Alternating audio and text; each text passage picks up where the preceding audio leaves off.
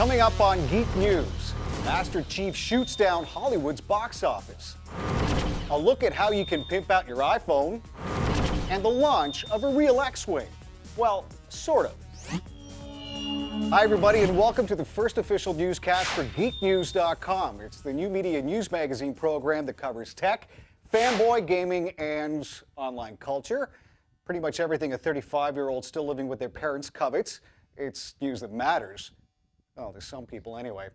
I'm new media geek Steve, and also I'm one of the few within the vocal silent majority, an oxymoron when you come to think about it, that's less than surprised at the recent outing by J.K. Rowling's in regards to Grand Wizard Dumbledore being gay.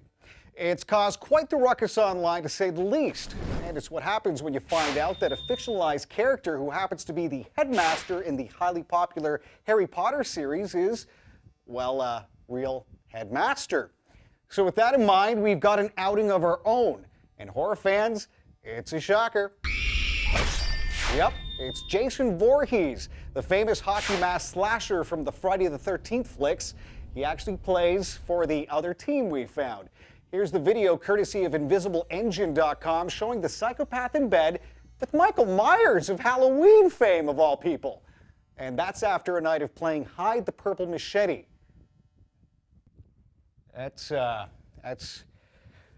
really disturbing. Now to our top story. Bungie's Halo 3 has proved to be just more than a grandiose first-person shooter. It's also propelled sales of the Xbox 360 into the stratosphere. But there's been a cash casualty coming from California that's had movie studios getting caught in the Halo crossfire. And here's the scoop. Hollywood insiders are scratching their heads at the Halo 3 phenomenon, according to GameSutra.com. Now, some of Tinseltown's bigwigs are blaming lackluster ticket sales at the box office in early October squarely at the feet of the Halo 3 launch. And by warthogs, they could be right. The Master Chief Trilogy capper pulled in over $300 million in its first week of release, while movie ticket sales plummeted to an 8-year October revenue low at only $80 million in all. We can't explain the discrepancies involving the Halo 3 hype, but the Hoedown gang at Sarcastic Gamer can. Yeah, the world will be a better place to be when that third game with Master Chief's released. Michael Vick will stop abusing, Barry Bonds will stop the juicing when Bungie finally gives us Halo 3. North Korea will appease us, Lindsay Lohan will find Jesus when Bungie finally gives us Halo 3. Hope this doesn't bring back any acid trip memories for fans of the Rubik's Cube, as it did for yours truly. Behold the latest creation by New Zealander Julian Oliver, an interactive cube game called Levelhead. The Square Gizmo uses ingrained software to detect the motion of the gizmo by the user, which then correlates with cameras to bring forth the images you see on its surface. As for the gameplay specs, it's pretty simple. Just maneuver the little CG guy through his virtual surroundings by manipulating the cube. If this takes off, look for it to be huge with the married female demographic. Singapore Airlines has just made it easier to join the Mile High Club, which should be good for some of us. And in style, no less, with the launch of its new super first-class double-decker Airbus A380. The new wing luxury liners are touted as the largest commercial airplanes in the world. Sporting Trent 900 Rolls-Royce engines, the huge flyers pack a power punch on liftoff, but cut down on noise emissions thanks to the latest installs in turbine technology. No need to worry about legroom in these ginormous puppies either. The Airbus seats 471 passengers, even though it could hold close to double that in travelers, accenting the luxury angle. The A380 includes 12 enclosed suites that feature a bed, a 23-inch LCD flat-screen TV, as well as a selection of over 100 film titles to choose from. Oh, and as an added bonus, luxury class peeps have access to a window seat. And that's when they're using the toilet. Here's As It Happens viral from California of an FA-18 Hornet skimming the surface of a harbor, causing a vapor cone trail. The spectacle was captured during Fleet Week in San Francisco as the Blue Angel Navy Flight Squadron wowed the crowd in high gear. Cool. Steve Jobs and company have added a new directory to kick more bling into the iPhone ring. The list of HackerOS installs can be found at the home of Apple HQ Online, which currently boasts over 200 different applications that should keep iPhoneites busy.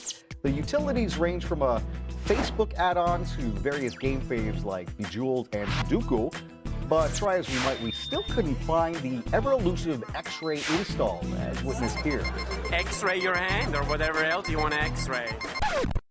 And we didn't have luck coming up with the iBeer add-on either, which was a letdown for some of our Geek News crew that wanted to show off the app at their next AA meeting. Captain to Galileo. All systems cleared for takeoff. Hardcore Trekkers can now put their plasmas to good use with the advent of the HD DVD release of Star Trek Season 1, boldly beaming to shelves of video outlets November 20th. The 5-disc HD DVD and standard DVD remastered set features new visual effects made specifically for the re-release. Gots to love them green chicks in high def, don't you think? On a promotional swing, fanboys of Spock and Kirk can get a sneak peek at the revamped original Red Shirt series on November 13th as the Menagerie hits theaters nationwide for a one-night-only event. If you want more info, check fathomevents.com for theater listings and showtimes. The location, Plaster City, California, where rocket engineers from around the globe witnessed Polecat Aerospace techs blast a 21-foot working model X-Wing fighter into the stratosphere. Unfortunately, what took months to create took only seconds to vaporize. No one really knew what caused the explosion until the videotech gurus at kingfilms.com unraveled the mystery with this footage. I knew it! Damn Empire. You know, this Sith on Jedi violence just gotta stop. It's just ridiculous.